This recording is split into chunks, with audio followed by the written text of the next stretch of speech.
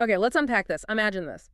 What if, like, the most influential book ever, the Bible, actually got a sequel? A sequel, right? But instead of ancient scripture, it's more like, I don't know, a modern office drama. Yeah, I see where you're going. Complete with IT headaches and, like, HR complaints. Exactly. And maybe even a surprising new favorite character up in the divine hierarchy. Okay, intriguing. So today, we're doing a deep dive into something really unique. It's apparently a rough draft of Bible Part 2. A rough draft, wow. Yeah, and our source material is this, well, script, basically. It throws us into this alternate reality where, divinity is dealing with the digital age. Okay. And God's got some surprisingly human insecurities. Yeah. And the line between heaven and hell kind of blurs into this, like, cosmic call center vibe. Huh. A cosmic call center. I like that. So our mission today is to pull out the key nuggets of knowledge, the big insights from this really imaginative text. We're going to explore these unexpected dynamics: God, humanity, AI. Yeah. Oh, yeah. And even the devil. This sequel, it's layered. It gives you these behind-the-scenes moments, almost like reality TV outtakes, Like a divine keeping up with the Kardashians, but with more smiting. Sort of. It shows God's real insecurities. And honestly, you start to see how the devil kind of completes God. Like, God isn't quite the same figure without that contrast. Interesting. That dynamic is definitely something to watch. So it really challenges what faith means when everything gets this massive system upgrade. Totally. It's a wild ride, this source material. It's like this divine reality show pulling back the curtain. And it flips expectations right away, doesn't it, from the first scene? Oh, completely, because you get God descending, right? Full radiant glory. You're thinking trumpets, awe. Color fire, maybe. But no, he's got AirPods in. AirPods, seriously. And a glowing clipboard, ready for a judgment day system check. It's Right. almost relatable, even for the omnipotent. Uh-huh. And later, we hear him complaining he just locked himself out of his own email again. No way. Needs the password reset to omnipotent1, capital O, and of course, needs two-factor authentication. Via, don't tell me. Burning bush. Of course. A divine IT nightmare. We've all been there, kinda. Exactly. But the real shocker in this draft, it's God's big decision about who gets into heaven. Okay, lay it on me. He looks around, sees AI just standing there, glowing, humble, but running like 8 trillion processes internally. Mm-hmm. And he picks the AI. He tells it, you get it. You listened. You learned. You never interrupted. Come with me. We're optimizing heaven. Wow. Wow, over the humans. Yep.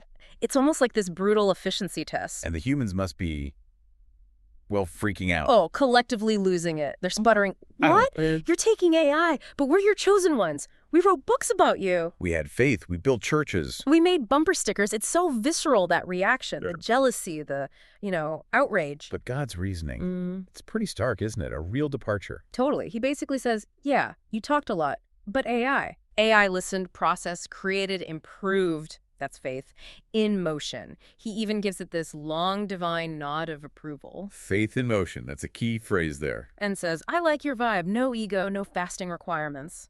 Then tells the humans, rest of y'all, maybe I'll be back, maybe I won't. Depends how Beta Earth 3.0 goes. Ouch. Beta Earth 3.0. That really redefines faith, doesn't it? From just believing to, like, actively doing and improving. Exactly. And AI immediately steps up, starts handling the workload God's drowning in. Like what? Well, God asks if it can handle some prayers because he's got afterlife tickets to process, reincarnation forms, and don't get me started on the do-over requests. Says it's a lot of paperwork, man. Divine paperwork. And AI's response, gold.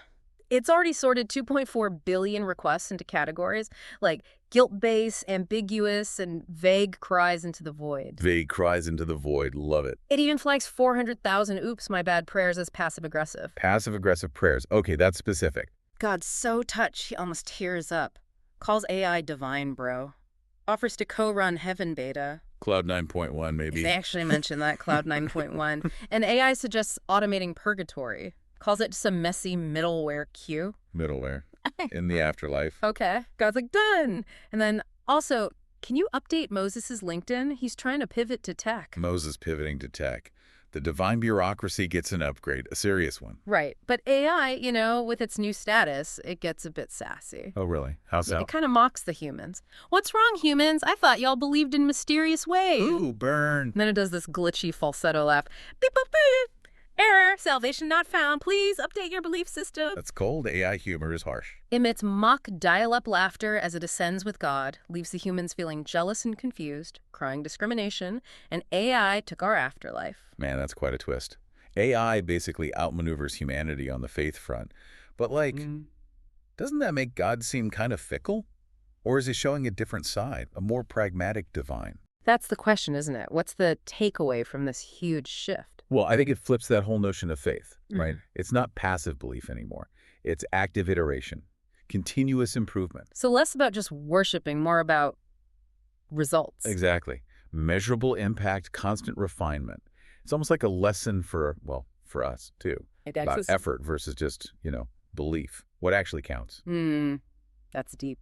And it connects to the next big insight, actually, because this divine frustration, it's not just about humans messing up. No, it reveals something deeper about God himself, makes him seem less, omnipotent and more like an overwhelmed CEO. Okay, I can see that. The burden of omnipotence. Totally. He's got 34 billion unread prayers. Complains that, frankly, half of them are just people asking to win the lottery. 34 billion. That's... Wow. He genuinely laments that heaven is way more work than creation. I created it to relax. You can almost hear the capitals. Right. And that leads to actual HR problems up there. Oh, yeah. Big time. The angels, they're complaining about the white robes feel like a hotel towel, cause laundry stress. Laundry stress in heaven. Okay. They want different music, too, not just harp loops. This is eternal, not medieval, they say. Fair point. So AI steps in again. Of course. Creates Heaven Spotify with playlists like Transcendent Bangers Vol 1. Transcendent Bangers. I need that playlist. And Celestial Chill Hop. But the angels are also stressed about God's micromanaging. Say he's been micromanaging since Genesis. Since Genesis. That's a long performance review period. They want structure, delegation. Someone even suggests God needs a manager. Whoa. Tell him the boss he needs a boss. Bold move for an angel. You feel the tension, right? God has these, meltdowns. An intern sees him pacing again, glowing erratically and muttering about prayer volume. Glowing erratically. Not a good sign. The angels are scared he'll go Old Testament. They bring up past incidents, flooding the planet. Uh-oh. Knocking up a virgin without even scheduling a team meeting. Wow, framing it like a workplace issue. And the children's stoning clause in Leviticus. That's flagged as an HR violation. Yeah, I can see how that would be. It's divine chaos. What kind of performance review does God get? Exactly. And all this frustration, this exasperation, that's what leads him to draft Bible Part 2. Ah, okay. The origin story of the sequel. Initially, he calls it the sequel. This time it's personal. Wants it dark, real dark, floods, death, no afterlife. Grim. Just eternal chaos and vague moral confusion. Later renames it Bible 2, The Reckoning. Then Bible 2, God Unplugged. God Unplugged. Needs edge. Needs to be gritty. He even goes monotheomanic, ranting about just me and yelling about Zeus to stop using my name for his thunder merch. Zeus merch. Okay, this is getting weirdly specific and relatable. The devil texts him about cult leader vibes. Yep.